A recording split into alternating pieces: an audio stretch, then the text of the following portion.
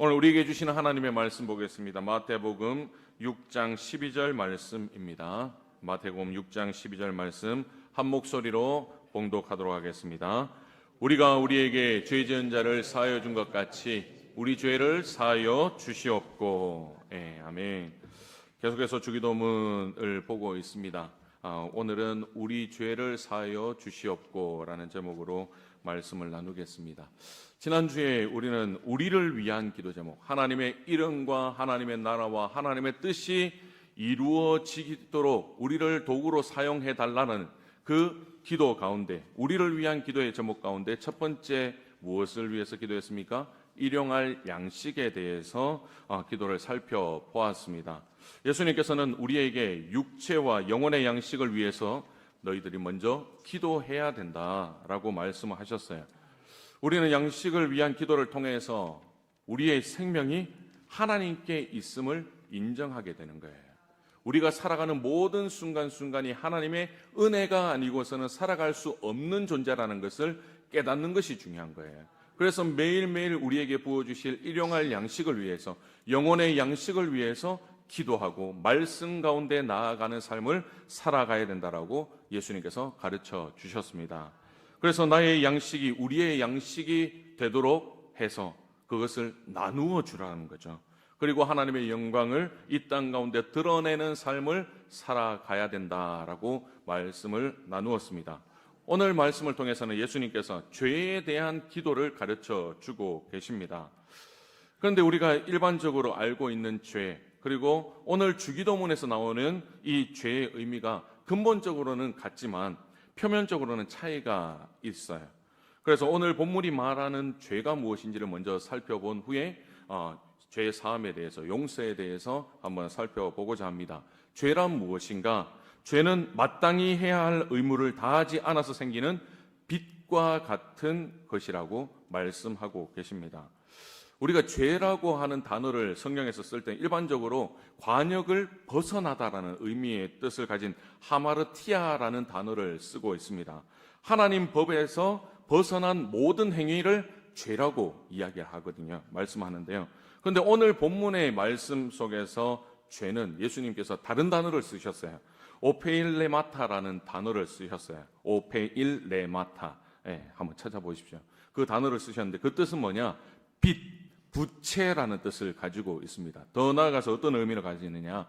마땅히 해야 될 것을 하지 않는 것에 대한 의무, 이것까지도 포함하고 있다는 거예요. 그러니까 우리는 보통 죄를 이야기할 때 막연하고 추상적인 것으로 자꾸 생각을 합니다. 그런데 예수님은 오늘 말씀에서 매우 실제적이고 정확한 것이 죄라고 말씀하고 있어요.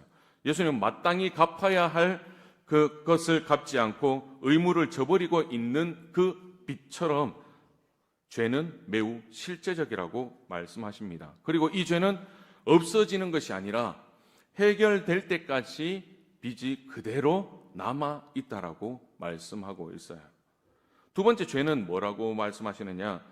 우리의 능력으로는 절대 갚을 수 없는 빚이라고 또한 말씀하고 있습니다. 죄는 우리의 능력으로 절대 갚을 수 없어요. 예수님께서 무엇을 비유로 말씀하시냐면 마태복음 18장에 빚진 자의 비유를 통해서 이것을 잘 설명해 주셨습니다. 한 종이 왕에게 1만 달란트를 빚졌습니다. 그리고 이 종은 동료에게 100데나리온을 빌려준 상황입니다. 이 돈을 환산해 보면 1만 달란트를 오늘날 하루 일당이 10만 원으로 계산했었을 때 하루 일당이 1데나리온이잖아요. 1달란트는 6천 데나리온이에요. 그러면 1만 달란트는 우리나라 돈으로 6조 원 가까이 됩니다. 10만 원으로 했었을 때. 그리고 100데나리온은 100일을 일하는 삭시잖아요. 1,000만 원 정도 됩니다. 하루도 쉬지 않고 이 1만 달란트를 갚으려면 하루도 쉬지 않고 얼마 동안 일해야 되느냐? 16만 년을 일해야 되는 거예요. 갚을 수 있겠습니까? 우리의 생명도 100년이 안 되는데 16만 년을 어떻게 갚을 수 있겠습니까? 그래서 예수님께서는 이 비유를 통해서 뭘 말씀하시느냐? 죄라는 것은 너희의 능력으로는 도저히 갚을 수 없는 빚이다. 이렇게 말씀하고 있는 겁니다. 세 번째 죄는 뭐냐? 용서하지 않는 것도 죄라고 말씀하고 있는 거예요. 지금 왕이 1만 달란트 빚진 자를 보니까 도저히 빚을 갚을 능력이 없는 거예요. 능력이 안 된다는 것을 알았어요. 그래서 불쌍히 여기면서 탕감해 주잖아요. 어쩔 보면 우리는 한 나라의 왕이기 때문에 1만 달란트쯤이야 탕감해 줄 수 있지. 왕이기 때문에 그것보다 더 많은 재산이 있지 않을까. 그렇기 때문에 당연할 수도 있다라고 생각할 수 있습니다. 그런데 이 당시 이스라엘 지역에 1년치 세금이 6달란트예요. 6달란트. 8달란트예요. 이 1만 달란트 나누기 8 해보십시오. 몇 년치 세금입니까? 1250년치 세금이에요. 아무리 왕이라 하더라도 1250년치의 세금을 이 한 사람에게, 한 종에게 탕감해 준다면 이 나라에 위태롭지 않겠습니까? 그것을 감수하고서도 이 종을 탕감해 준 거예요. 그만큼 큰 은혜를 베풀었습니다. 그런데 이 탕감을 받은 종이 어떻게 행동합니까? 100데나리온을 빌린 동료를 만나자 돈을 갚을 때까지 감옥에 가둬둬 버립니다.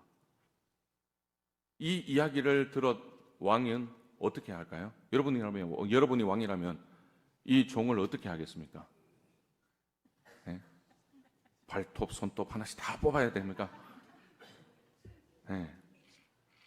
화가 나겠죠. 그래서 이 탕감해 준 것을 무효를 선언해 버립니다. 그리고 똑같이 감옥에 가두어요. 이 말씀을 아침에서 예수님께서 뭐라고 말씀하시냐? 35절에 이렇게 말씀하십니다. 함께 읽겠습니다. 시작. 너희가 각각 마음으로부터 형제를 용서하지 아니하면 이와 같이 하시리라. 네. 우리가 형제를 용서하지 않으면 이 종과 똑같이 된다라고 말씀하고 계시는 거예요. 형제를 용서하지 않는 것이 죄이기 때문에 나도 너희들을 용서하지 않겠다. 이것이 예수님의 가르침입니다. 여러분, 이 예화를 통해서 우리가 가져야 될 것은 뭐냐? 용서하지 않는 마음 그 자체가 죄라는 것을 인정해야 됩니다. 인식할 수 있어야 되는 거예요. 우리 날마다 기억해야 되는 겁니다. 죄라는 것은 하나님의 말씀대로 순종하지 않는 것뿐만 아니라 용서하지 않는 마음 그 자체도 죄라는 것을 우리는 기억할 수 있어야 되는 거예요. 여러분, 예수님은 너희가 1만 달란트 빚진 자처럼 엄청난 죄를 지었잖아. 하지만 십자가의 은혜로 다 용서받았으니 너희도 너희 옆에 있는 그 형제를 용서하라고 말씀하시지 않습니까? 그러므로 형제를 용서하는 것은 십자가의 은혜를 더욱더 깊이 누리는 행위입니다. 형제를 용서한다는 것은 십자가의 은혜에 감사함으로 나아가는 삶의 자세라는 거예요. 하지만 형제를 계속해서 용서하지 않는다는 것은 예수 그리스도의 십자가의 은혜를 부정하는 것과 같다라고 말씀하고 있는 거예요. 예수님 자체를, 예수님의 구원 자체를 부정하는 자와 똑같다라고 말씀하고 있는 겁니다. 그렇기 때문에 이것 또한 죄가 된다라는 거예요.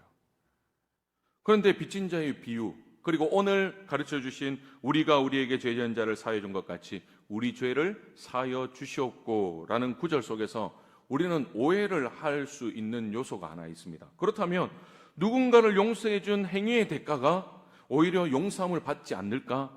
누구를 용서하면 내가 구원을 받고 내가 용서해 주면 나도 하나님으로부터 용서를 받는 것 아닐까? 이렇게 생각할 수 있다는 거예요. 잘못되었다고 말씀하고 있는 겁니다. 디모데후서 1장 9절 말씀 볼까요? 시작. 하나님이 우리를 구원하사 거룩하신 소명으로 부르심은 우리의 행위대로 하심이 아니요 오직 자기의 뜻과 영원전부터 그리스도 예수 안에서 우리에게 주신 은혜대로 하심이라. 아멘. 뭐대로 합니까? 우리의 행위대로 하십니까? 우리에게 주신 은혜대로 우리를 구원해 주셨다고 말씀하고 있습니다. 믿으실 수 있길 바랍니다. 우리는 은혜로 구원받았습니다. 그렇기 때문에 용서는 뭐로 하는 겁니까? 은혜로 하는 겁니다. 무슨 은혜로 하는 겁니까? 죄 사함을 받은 은혜로 나도 다른 형제들을 용서하는 겁니다. 그것이 진정한 용서라고 말씀하고 있어요. 성경은 우리의 공로가 아니라 예수 그리스도의 십자가의 은혜로 용서함을 받았다라고 말씀합니다. 그렇기 때문에 우리에게 죄 지은 사람을 용서해 주는 것이 구원의 조건이나 대가가 되는 것이 아니라는 거예요. 그러면 무슨 의미일까? 용서란 구원 얻는 조건의 대가가 아니라 하나님으로부터 죄 용서를 받은 사람에게 나타나는 구원을 받은 증거가 바로 용서라고 말씀하고 있습니다. 또한 그리스도인이 살아가는 삶의 방식이 용서가 되어야 된다고 말씀하고 있어요. 여러분, 저와 여러분은 그리스도인입니까? 그렇다면 우리의 삶이 용서의 삶이 되어야 되는 겁니다. 구원받은 증거가 바로 용서입니다. 에베소서 4장 32절에 서로 친절하게 하며 불쌍히 여기며 서로 용서하기를 하나님이 그리스도 안에서 너희를 용서함 같이 하라. 하나님께서 우리를 용서하셨 것을 믿는다면 너희도 그렇게 해라라고 말씀하고 계시는 거예요. 그렇기에 우리가 우리에게 죄 지은 자를 사하여 준 것 같이 우리 죄를 사하여 주시옵고라는 이 기도는 방향이 바뀌어야 됩니다. 순서가 바뀌어야 돼요. 어떻게 바뀌어야 되냐? 하나님이 우리의 죄를 용서해 주신 것과 같이 우리도 우리에게 죄 지은 사람을 용서할 수 있게 해 주시옵소서. 이것이 주기도문의 올바른 의미입니다. 여러분들 주기도문 하시면서 이것을 그냥 주문처럼 외우시잖아요. 그런 의미가 아니라는 겁니다. 내 죄를 용서해 달라는 의미가 아니라는 겁니다. 하나님께서 내 죄를 용서하셨고 하나님께서 나를 구원해 주셨듯이 내 주위에 나를 힘들게 하고 나에게 잘못을 저지른 그 사람을 향하여서도 용서해 주라라고 말씀하고 있는 겁니다. 그것을 위해서 용서할 수 있도록 하나님 앞에 엎드려라는 기도예요. 우리는 다르게 생각하면 안 되는 겁니다. 이 기도는 이웃을 향한 용서를 결단하는 기도라는 것을 잊지 않고 우리가 주기도문 할 때마다 다른 사람들을 위해서 용서하거나 또한 내가 다른 사람에게 용서를 구할 일이 있는지를 다시 한번 생각해 보라라는 가르침인 겁니다. 그러므로 오늘 이 기도문은 나의 죄를 용서해 주십시오라는 마음으로 기도하는 것이 아닙니다. 하나님, 누가 나에게 실수나 잘못을 하더라도 하나님께로부터 받은 그 용서의 은혜를 기억하면서 나도 용서할 수 있는 사람이 되게 하여 주시옵소서. 이렇게 결단하며 드리는 기도가 주기도문입니다. 두 번째로 용서는 뭐냐? 나만의 문제가 아니라 우리의 문제라는 거예요. 베드로후서 2장 7절 8절 함께 보겠습니다. 무법한 자들의 음란한 행실로 말미암아 고통당하는 의로운 롯을 건지셨으니 이는 이 의인의 그들 중에 거하여 날마다 저 불법한 행실을 보고 들음으로 그 의로운 심령이 상함이라. 지금 소돔 사람들의 죄가 지금 의로운 롯에게 번져서 롯의 의로운 심령까지 상했다라고 기록하고 있습니다. 이 말은 뭐냐? 소돔 사람에게 붙어있는 죄의 불이 누구에게까지 이어졌다는 거예요? 롯에게까지 그 죄의 불이 이어졌다라는 겁니다. 그래서 결국은 둘 다 죽게 되더라는 거예요. 둘 다 죄의 영에 사로잡혀서 그것이 죄인지도 모르고 그것을 당연한 것처럼 여기게 되더라는 겁니다. 롯의 삶까지도 다 태워버린 거예요. 마찬가지라는 겁니다.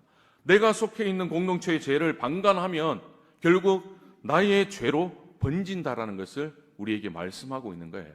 저 사람 죄 지어서 어떡하냐? 이것으로 끝나는 것이 아닙니다. 저 사람을 바라보면서 정죄하고 비판하는 그 모습 속에서도 내가 죄를 짓고 있다라는 뜻이에요. 결국 내 마음속에도 죄의 영이 불타게 돼버린다는 거죠. 여러분, 결코 내가 거룩한 것이 아닙니다. 그 죄가 이어져서 나의 죄로 바뀐다라는 것을 기억하고 주님 앞에 철저하게 엎드릴 수 있기를 축복합니다. 예전에 저를 굉장히 괴롭혔던 분이 계세요. 제가 얼마나 억울했던지 그분을 용서하고 싶은데 용서하고 싶은 마음이 들지가 않는 거예요. 그런데 시간이 지나면서 이 억울함이 분노로 이어지더라고요. 그 분노에서 그것이 바뀌어서 그분을 오히려 공격하고 비판하고 정죄하고 있는 저의 모습을 보게 되더라는 겁니다.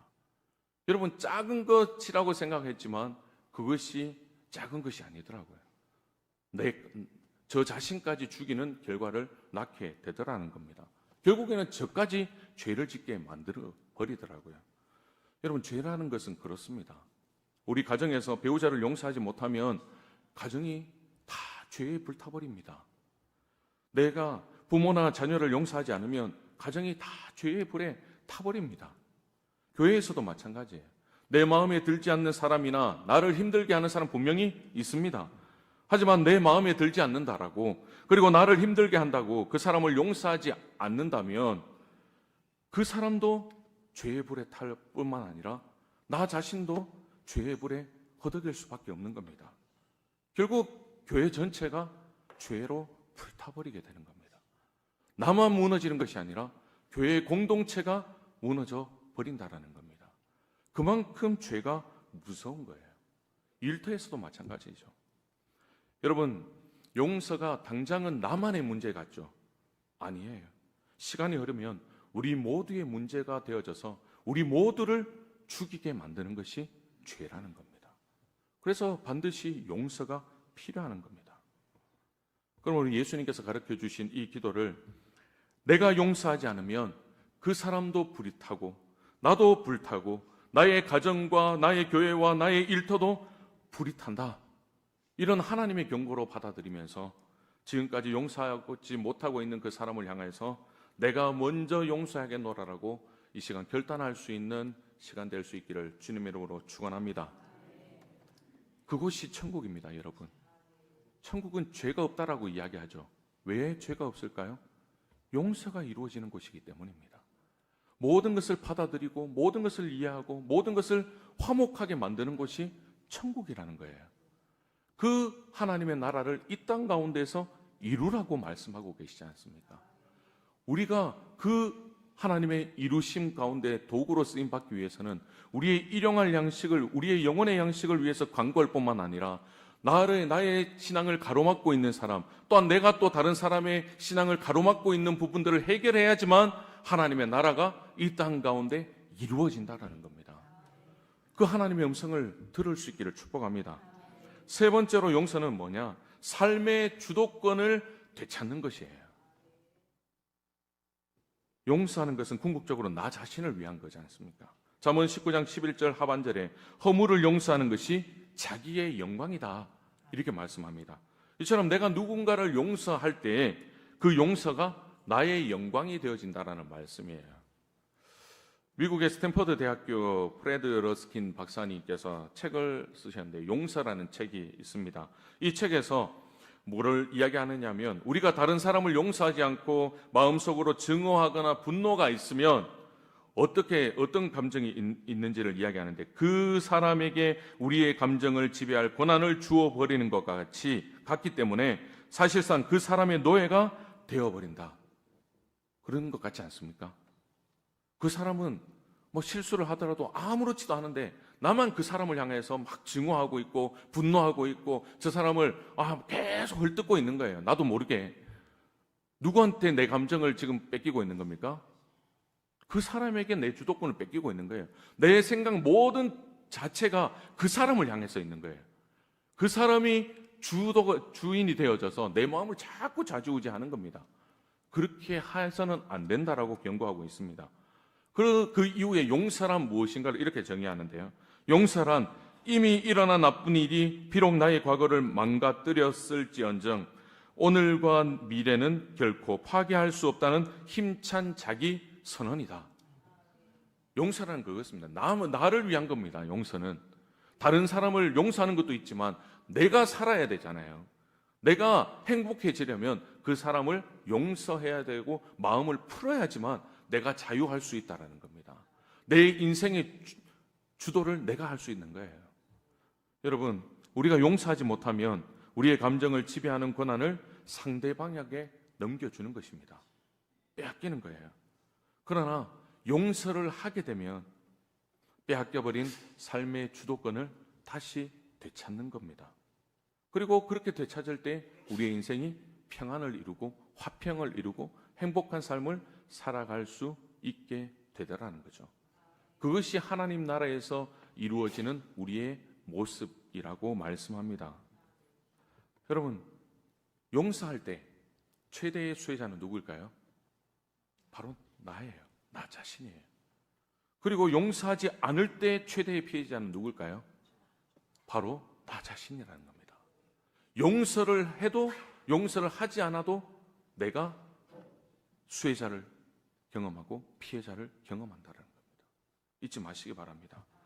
그렇게 우리가 매일 일용할 양식을 구해야 하는 것처럼 우리가 매일 용서를 받고 용서를 구해야 됩니다. 그런데 우리는 이 용서를 자꾸 뒤로 미루는 경향이 있습니다. 나중에 하면 되지 뭐. 아니 지금 일어났다 하더라도 시간이 흘러가면 세월이 수십 년 지나가면 다 잊혀질 거야. 이렇게 생각하고 미루는 경향들이 너무나 많습니다. 하지만 미루면 미룰수록 우리의 영혼에 문제가 더욱더 심각하게 생긴다는 것 우리는 인정해야 됩니다. 그렇기 때문에 우리의 몸과 영혼을 위해서 매일의 용서의 문제를 해결하면서 나아가야 되는 거죠. 이 용서의 문제를 해결하기 위해서 가장 먼저 해야 되는 것은 뭐냐? 내가 먼저 용서를 구하는 것입니다. 참 어렵습니다. 제일 하기 싫은 거잖아요. 왜냐하면 나의 치부를 드러내는 거기 때문에. 그렇지만 예수님이 기뻐하시는 것은 내가 먼저 용서를 구하기를 기뻐하시는 겁니다. 여러분 용서해야 될 일은 우린 잘 생각나요. 남이 잘못한 거는 잘 생각나요. 남이 나에게 상처 준 거는 잘 생각나요.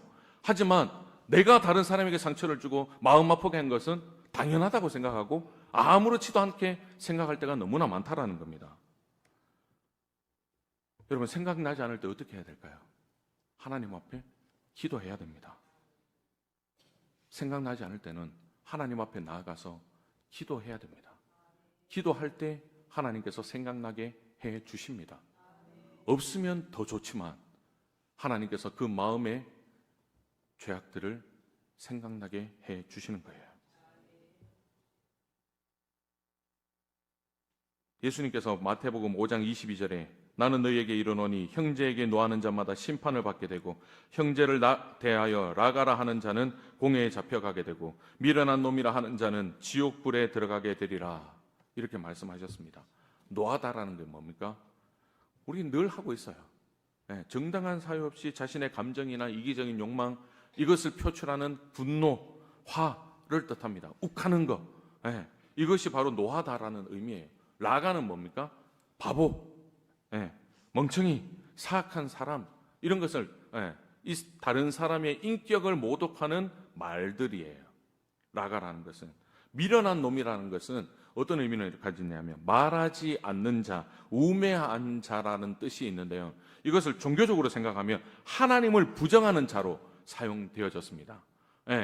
미련하다는 것은 하나님도 제대로 모르고 하나님 제대로 믿지도 않고 이런 이야기인 거예요. 그렇기 때문에 이런 의미가 담겨 있기 때문에 유대인들이 이런 말을 들으면 최고로 악한 말로 들려진다고 해요.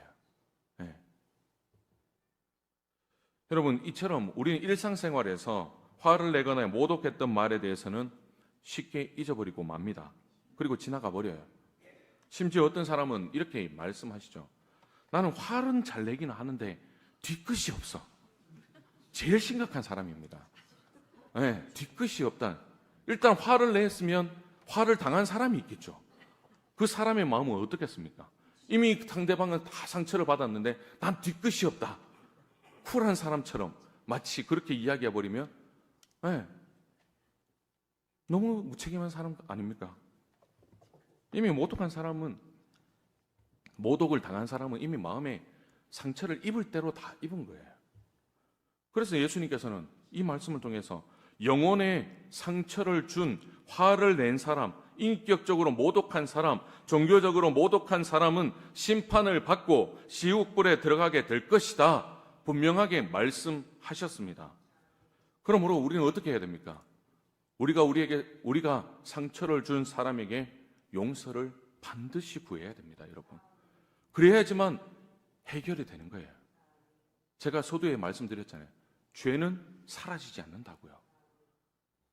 하나님은 용서하셨을지 모르지만 그 사람은 용서하지 않았다라면 온전한 용서가 이루어지지 않았어요. 그래서 밀양이라는 영화에서 그렇게 하지 않습니까? 자신의 아들을 죽인 죄수를 하나님을 만나고 그 죄수를 용서해야 되겠다고 찾아갔는데 그 죄수가 뭐라고 이야기합니까? 저는 하나님 앞에 용서받았어요. 그래서 기뻐요. 여러분들의 자녀를 죽인 그 죄수가 그렇게 말했다면 여러분은 어떻겠습니까? 죽이고 싶지 않겠습니까? 여러분, 용서는 그런 게 아닙니다. 하나님은 우리의 모든 죄를 다 사해 주셨습니다. 하지만 우리가 저지른 그 죄에 대한 책임은 반드시 져야 되는 거예요. 그 자녀를 죽였다면 그 부모에게 뭐라고 해야 됩니까? 내가 죽어서라도 빚을 갚겠다라고 말을 해야 되지 않겠습니까? 무릎을 꿇어서라도 그 사람에게 눈물을 흘리면서 자기의 옷을 찢으면서 용서를 구해야 되지 않겠습니까? 참된 용서가 아니라는 겁니다. 사과가 아니라는 거예요. 그러면 우리가 용서를 구하기 위해서 어떻게 해야 될까? 첫 번째, 했죠. 네. 그리고 우리가 생각나도록 기도했다면 그 다음에는 우리가 찾아가야 되는 거예요. 내가 용서를 구할 사람에게 찾아가야 됩니다. 마태복음 5장 24절 중반절에 보면 먼저 가서 형제와 화목하라고 말씀하고 있습니다. 먼저 찾아가라고 예수님께서 말씀하고 있는 겁니다. 이때에도 찾아갈 때까지 우리는 기도를 많이 해야 돼요. 계속해서 기도를 해야 됩니다. 성령님께서 나의 발걸음을 주장해 주시도록, 그리고 그 사람에게 찾아가서 만나서 내가 만나서 이야기할 수 있는 용기와 지혜를 주시도록, 그리고 그 사람이 나를 용서할 마음이 생기도록 위해서 계속해서 기도하는 마음으로 그 사람에게 찾아가야 되는 거예요. 그리고 그 사람과 대화를 하고 잘 해결되었어요. 그리고 어떻게 해야 되느냐? 그 사람을 만났다면 그 사람의 말을 존중해 주어야 됩니다. 그리고 잘 대접해 주라는 거죠. 우리는 간혹 그 사람을 찾아가서 그냥 말로 사과하고는 화해를 이루었다고, 나는 할 거 다 했다, 할 만큼 다 했다, 이렇게 생각할 수 있습니다. 그러나 이어지는 26절 중반절 말씀을 보니까 뭐라고 하느냐 하면 네가 한 푼이라도 남김없이 다 갚기 전에는 결코 거기서 나오지 못하리라, 이렇게 말씀하고 있어요. 이건 뭐냐? 물질적인 보상도 함께 가야 되는 거예요. 식사를 대접해도 좋고 차를 대접해도 좋고, 그리고 선물을 준비하는 것도 좋지 않습니까? 우리 부부 싸움 했었을 때, 저는 그렇게 잘 안 하지만 부부 싸움에 정말 심하게 싸웠을 때 화해 차원에서 남편들이 뭐 줍니까? 명품백 하나 사가지고, 여보 미안해 명품백 사가지고 주면서 마음 풀어라 이러면서 오다 죽었다 뭐 이러면서 하잖아요. 그러면서 또 왜 이런 것까지 사오냐면서 하면서 다 받잖아요. 그렇죠. 다 마음이 오게 되어 있습니다. 사과를 할 때도 그런 마음의 성의를 보인다면 더 화해가 잘 이루어진다는 거죠. 성경에서도 이렇게 기록되어 있지 않습니까? 내가 한 푼이라도 남김없이 다 갚기 전에는 그 마음의 상처 남은 것까지도 다 갚아주라는 말이에요. 그렇게 한다면 그 사람에게 위로가 되어질 것이다, 이렇게 말씀합니다. 이렇게 대접하면서 용서를 구해야 하는 겁니다. 그리고 중요한 것은 마음속으로는 계속해서 기도해야 하라는 거죠. 저 사람이 받은 마음의 상처가 하나님 온전히 회복될 수 있도록 인도하여 주시옵소서. 그리고 다시는 내가 저 사람에게 상처 주지 않도록 잘못된 마음, 그리고 무시하는 그 나의 마음을 해결하여 주시옵소서. 지금 대화하면서도 저 사람의 마음을 상하지 않는 말들을 하게 하여 주시옵소서. 계속해서 기도하는 마음으로 그 사람에게 이야기하고 대접하라는 거예요. 그리고 용서를 구할 때 그 사람의 반응을 있는 그대로 받아들여야 되는 겁니다. 상대방이 나를 용서해 주면 감사하면서 하나님 앞에 찬양을 올려드려야 되죠. 그러면 제일 좋습니다. 그리고 화목하기를 더 힘쓰면 되지 않습니까? 그게 제일 좋은 시나리오인데 그렇게 안 될 확률이 더 많다라는 거예요. 그 사람이 용서를 해주지 않을 때가 문제가 되는 겁니다. 그럴 때 어떻게 해야 됩니까? 그 사람이 감정적으로 반응이 나올 때 어떻게 해야 될까요? 여러분들 마음엔 답이 다 있죠. 욱하지 마십시오. 그래, 나는 이렇게까지 숙였는데 네가 이렇게 할 수 있냐 하면서 옛날 이야기까지 다 퍼부으면서 다시 더 관계가 악화되어질 수 있다는 거예요. 그럴 때 우리의 마음에 어떤 마음이 생겨야 되느냐? 아직 때가 되지 않았구나. 아직 기다려야 하는구나. 이렇게 생각하고 그냥 돌아와야 되는 거예요. 거기서 해결 보려고 하지 마십시오. 돌아와야 됩니다. 그리고 하나님께 그 사람의 마음을 만져달라고 계속해서 기도하십시오.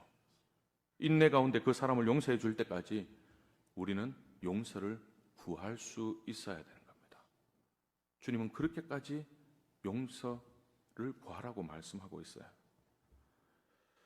두 번째는 우리가 용서를 구했다면 이제는 용서할 차례입니다. 용서는 내가 피해자일 때도 필요한 영적 순종이라는 것을 우리는 기억해야 합니다. 요한복음 13장에서 왜 그렇게 해야 되는지를 말씀해 주고 있습니다. 예수님께서 제자들의 발을 씻겨 주십니다. 우리가 너무나 잘 아는 말씀이죠. 그런데 그 발을 씻겨 주신 그 제자들이 어떤 자들입니까? 그 12제자 중에 예수님을 팔 자가 있었습니다. 그리고 예수님을 배반할 자들이 있었습니다. 그리고 예수님을 부인할 자도 그 자리에 있었습니다. 그런데 예수님은 그것을 다 알고 계셨어요. 그럼에도 불구하고 예수님께서 친히 무릎을 꿇으시고 저들에게 손을 먼저 내밀어 주시고 그들의 발을 다 씻겨 주셨습니다. 그리고 제자들에게 너희도 이와 같이 하라라고 말씀하십니다. 우리 주님이 그렇게 하셨기 때문에 우리도 용서할 수 있어야 되는 거예요. 우리는 용서할 수 없습니다. 우리의 죄성으로는 절대 다른 사람을 용서할 수 없는 자들입니다. 하지만 우리 안에 예수 그리스도의 은혜를 입은 자들이라면, 구원받은 자들이라면 예수님처럼 살아가야 되는 거죠. 예수님처럼 닮아가야 됩니다. 여러분, 용서의 길은 예수님의 성품을 닮아가는 길이라는 것을 기억할 수 있기를 바랍니다. 예수님을 닮아가는 길이 바로 용서의 길이에요. 이것에 대해서 맥스 루케이도 목사님께서 예수님처럼이라는 책에서 이렇게 이야기합니다. 예수님께서 두 가지 이유 때문에 우리의 발을 씻어주신다. 첫 번째는 우리에게 자비를 주시기 위함이며 두 번째는 우리에게 메시지를 주시기 위함이다. 그리고 그분의 메시지는 단순하다. 예수님께서는 우리에게 무조건적인 은혜를 주셨다. 그래서 우리 또한 다른 사람에게 무조건적인 자비를 베풀어야 한다. 그리스도의 자비는 우리의 실수 앞으로 다가왔다. 그래서 우리 또한 우리의 자비를 다른 사람의 실수 앞으로 가져가야 한다. 예수님의 마음을 소유한다는 것은 무슨 의미인가? 그것은 바로 예수님께서 무릎을 꿇으신 것처럼 우리도 무릎을 꿇는 것이다. 그리고 우리를 얽매고 있는 사람들의 취약한 부분을 만져주는 것이다. 그리고 우리의 친절로 그들의 불친절을 씻어주는 것이다. 성공적인 관계가 유지될 수 있는 것은 죄 있는 사람이 벌을 받기 때문이 아니라 죄 없는 사람이 자비를 베풀기 때문이며 상처 입은 사람이 오히려 상처를 입힌 사람에게 용기를 주고 은혜를 입히기 때문이다. 그 사람이 나는 너를 용서한다. 나는 너를 사랑한다. 함께 잘 지내보자라고 말해주기 때문이다. 우리가 먼저 손을 내밀어야 되는 이유가 여기에 있습니다. 예수님이 우리에게 먼저 손을 내밀어 주셨지 않습니까? 나는 그렇게 할 수 없지만 예수님께서 나에게 손을 먼저 내밀어 주셨기 때문에 나도 저 사람을 용서할 수 없지만 예수님처럼 나도 그 손을 내밀 수 있어야 되는 거예요. 그것이 바로 예수님의 제자답게 살아갈 수 있는 삶입니다. 여러분, 예수님은 우리가 용서를 통해서 모든 사람들과 화평하기를 기뻐하시고 원하십니다. 그래서 서로에게 실수도 할 수 있고 상처도 줄 수 있지만 서로 용서를 구하고 용서를 베풀면서 화평으로 하나가 되어지는 그 하나님의 나라를 이 땅 가운데에서 이루기를 원하고 계시는 거예요. 여러분, 우리가 먼저 용서를 구하고 용서를 베풀 수 있기를 주님의 이름으로 축원합니다. 그러면 어떻게 용서해야 될까? 참 어렵습니다. 저도 이 말씀을 준비하면서 나도 잘 못하는데 이걸 어떻게 나눠야 되나? 용서를 어떻게 해야 될까요? 첫 번째는 용서를 구하는 사람에게 그때 상처받았던 감정을 솔직히 말해야 되는 거예요. 상처를 치유하기 위해서는 어떤 상처를 받았는지 드러내야 되는 겁니다. 솔직하게 드러내야 되는 겁니다. 이때 감정적으로 흥분해서 안 되고 차분하게 그때의 마음을, 그때의 상처받았던 그 마음을 그대로 전해줄 수 있어야 되는 거예요. 그래서 그래야지 상처 준 사람이 내가 무엇을 잘못했는지를 제대로 깨달을 수 있다는 거죠. 그리고 두 번째는 완전한 회복을 위해서는 시간을 가져야 되는 거예요. 기도의 시간을 가지라는 겁니다. 내 마음에 평안과 기쁨이 있을 때까지 서로를 위해서 기도해주고 서로를 위해서 축복해주라는 겁니다. 그냥 우리는 누군가 용서를 구할 때 그래 괜찮아 하고 대충 넘겨서는 안 되는 겁니다. 왜냐하면 여러분 유리창에 금이 갔어요. 그냥 반창고 하나 붙인다고 그게 금이 가지 않은 유리가 되겠습니까? 안 된다라는 겁니다. 이처럼 내 마음에 입은 상처를 완전하게 치유하지 않고서는 완전한 용서가 이루어질 수 없다라는 거예요. 그래서 용서를 구하는 사람과 용서를 하는 사람 모두 하나님 앞으로 나아가서 그 마음을 다 회복해야 된다는 거죠. 우리 스스로는 할 수 없는 겁니다. 하나님 앞에 우리 마음을 다 내려놓고 상처 입은 심령이나 상처를 준 심령이나 다 하나님 앞에 나아가서 용서를 구하고 회개하고 그 마음을 온전하게 치유받아야 된다는 거죠. 하나님께서 완벽하게 수술해 줄 수 있도록 수술대 위에 우리를 올려놓아야 됩니다. 그리고 하나님께서 내 마음에 평안과 기쁨을 주실 때까지 우리는 하나님 앞에 맡겨야 되는 거죠. 그 시간을 가져야 되는 겁니다.